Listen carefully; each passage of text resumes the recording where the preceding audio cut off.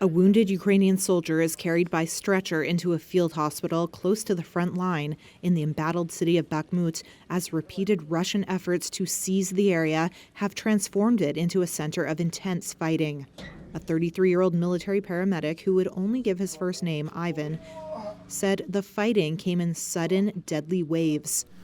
This work is different because you have a very small period of very high casualties.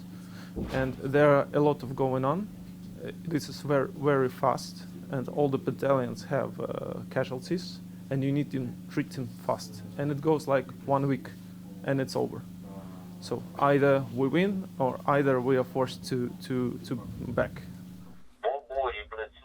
Another Ukrainian service member who called himself Vladislav said it seemed like the Russians were attacking haphazardly. Judging from their equipment and the way they look, their actions and movements, they are simply creeping in, running, walking. They don't have trained military staff, tactics. Ivan said it appeared activity was ramping up on both sides. Now we are preparing for something, I don't know, but thanks God we have little casualties these last 2 days. Ukraine says Bakhmut is the main target for Moscow's artillery attacks, while Russian forces in the south remained on the defensive.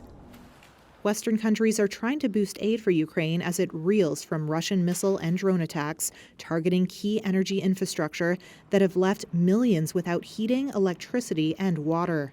Russian President Vladimir Putin, who calls his intervention in Ukraine a special military operation, said Friday he was open to negotiations, but that the West must recognize Russia's new territories, parts of Ukraine it claims to have annexed, in a move condemned as illegal by most countries. Putin's comment came after discussions between U.S. President Joe Biden and French President Emmanuel Macron, where Biden said he was ready to speak with Putin if the Russian leader was interested in ending the war. If that's the case, in consultation with my French and my NATO friends, I'll be happy to sit down with Putin to see what he has in mind. He hasn't done that yet. Biden has not spoken directly with Putin since Russia invaded Ukraine on February 24th. In March, Biden branded Putin a butcher who cannot stay in power.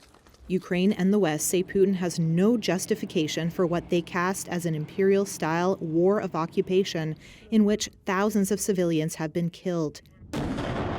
Kyiv says it will fight until the last Russian soldier is ejected from its territory.